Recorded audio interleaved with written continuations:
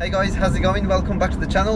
In this video today we're going to be talking about the running costs of my M4. Now there's quite a few of you guys out there that have reached out to me through my Instagram and also through the channel as well, asking me how expensive is it to run an M4 on a daily basis. I've been running my car for like the past year, just over a year, and I've been using it as a daily. I do swap and change between this and the 3 Series, the G20, which is a diesel, 320 diesel, but I'll try and give you my kind of view on how expensive or not so expensive it is to run an M4. And these cars are now more affordable. They are in the bracket of like buying a brand new hot hatch, for instance.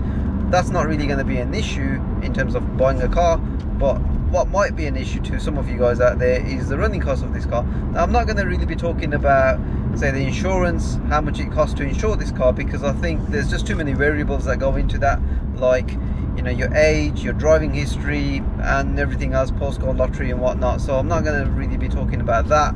But what I will be focusing on is the running costs in terms of, you know, road fund license, in terms of fuel economy, and how much it generally costs to fuel this car up, and how much miles you get out of a tank.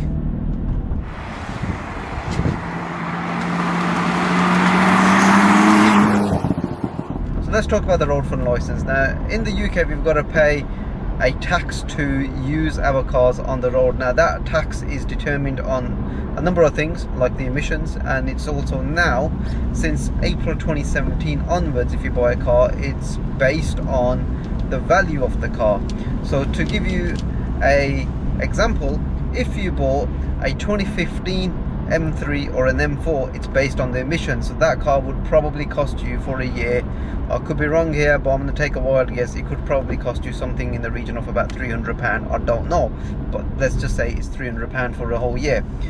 So this car, for example, is a September 2017 car, and the road tax or the road fund license on this car is based on the April 2017 change of law, which basically means that any car that was over a £40,000 price bracket would attract a higher premium of tax.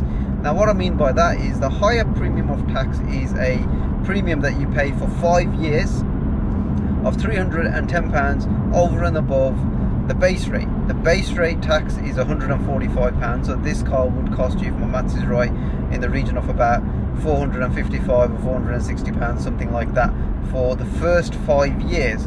Now like I say, this car is 3 years old.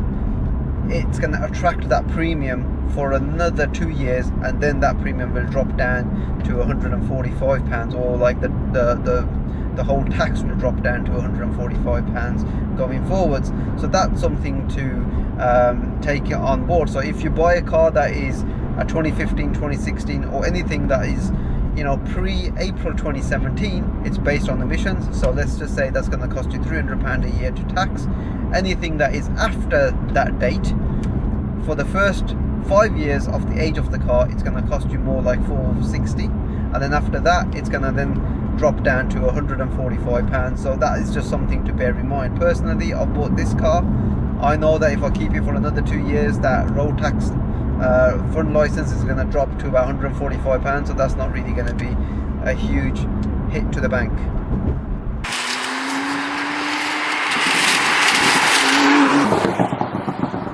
Now the fuel costs, let's talk about them. It really all depends on what car you're coming out from and into the F80 M3 and the F82 M4. If, for example, you're coming out of, like, say, a diesel, you know, like, I don't know, a 320 diesel, and jumping into this, you are going to feel the pinch quite a bit, I'll be quite honest. If, for example, you are coming out of, you know, a Ford Fiesta, like a bog standard Ford Fiesta 1.5 or whatever those are, and you jump into something like this, yes, you're going to feel the pinch again. However, if you are coming out from, like, say, a hot hatch, like, I don't know, a Golf R or a Honda Civic Type R FK2 or a M140i or anything along those lines, then really you ain't gonna notice a huge difference in, like, say, the cost of running this car on a daily basis. Yes, it's probably going to be a little bit more expensive to run compared to those cars. It won't be as efficient as those, but generally, you know, if you are just pulling around locally around town, you're going to be getting probably up to about 20 miles per gallon, probably a little bit less. If you're out and you're stretching its legs a little bit on the motorway, keeping within, like, you know, the limit, you'll probably get to about mid-30s, you might even hit 40, I don't know, but generally speaking, I've always managed to get around about 25 mpg on the combined cycle. That is, my combined cycle means, like, you know, obviously driving to and from work, which is pretty much stop start traffic, and then on the weekend occasionally, you know, stretch his legs on like a motorway, come around like some country lanes and give it a bit of a hoon. So I'm getting around about 25 mpg. On the full tank, a full tank would probably cost you, if you're running V-Power, it's going to cost you something like about £75 to fill something like this up, and it's probably going to give you in the region of about 220-250 miles.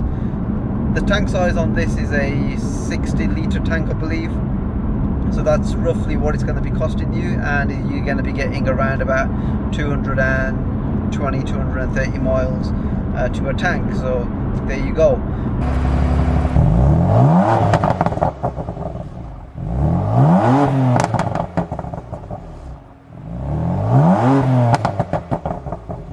So I can only compare this to my M140i, which was my previous car, to this. That again was a 2017 pre-PPF. That used to give me around about 220 miles to a tank. That tank was a little bit smaller. Locally, I think that used to give me about 20 mpg. This gives me probably more like about 18. This car has been mapped as well.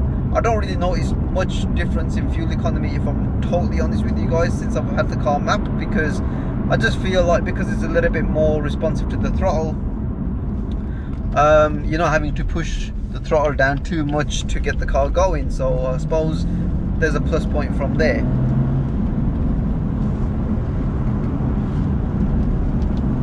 I just love the way this car drives. I mean, I'm in efficient mode and it feels like I'm already in sports mode, bizarrely. Yeah.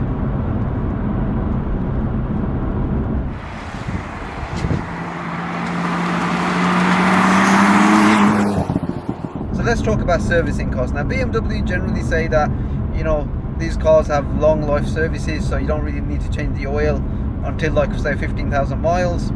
Guys, you're driving a high performance car here. You know, you're not going to be waiting 15,000 miles to run the same oil.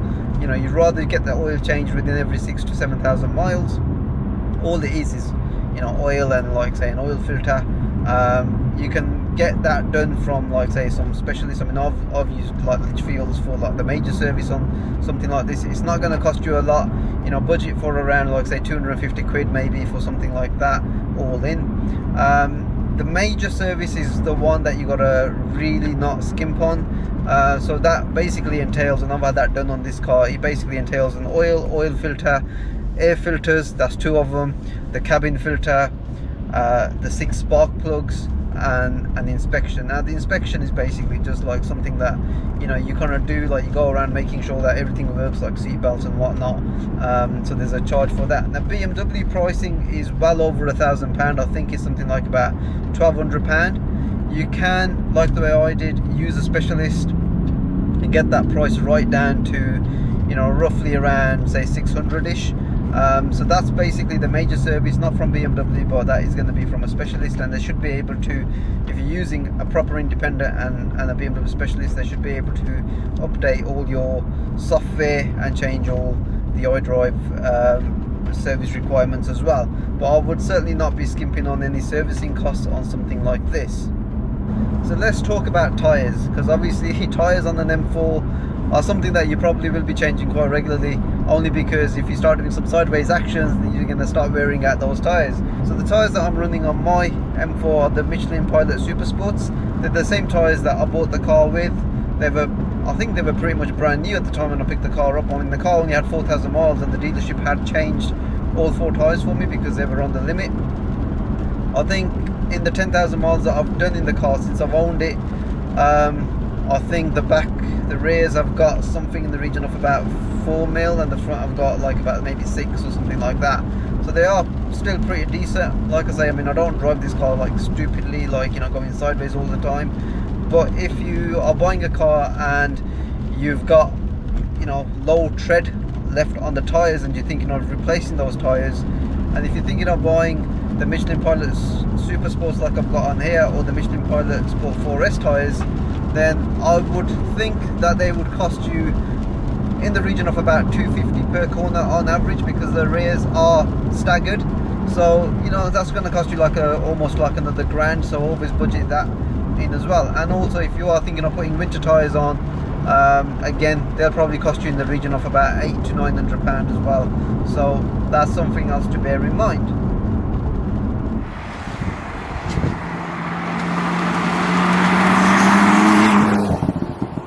So guys, if I'm brutally honest, I really don't think owning an M3 or an M4 is really that expensive on a daily basis. Yes, if you are coming from a diesel and you are going to be using this as a daily and covering 20,000 miles, then yeah, you know, it's probably gonna, you know, shake you up a little bit.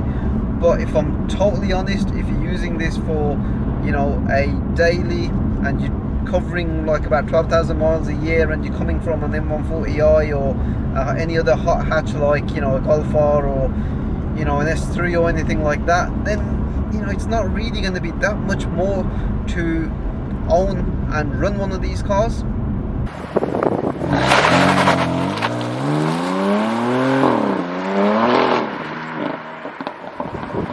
So guys, I'm going to end the vid here. I hope you have found this video informative if you are thinking about buying one of these cars. Give this video a like. I'm almost at 5,000 subscribers, thanks to every one of you guys. Hopefully we'll keep up this support in 2021, which hopefully will be a better year as well. And hopefully guys, I'll see you on the next one. Take care. Bye.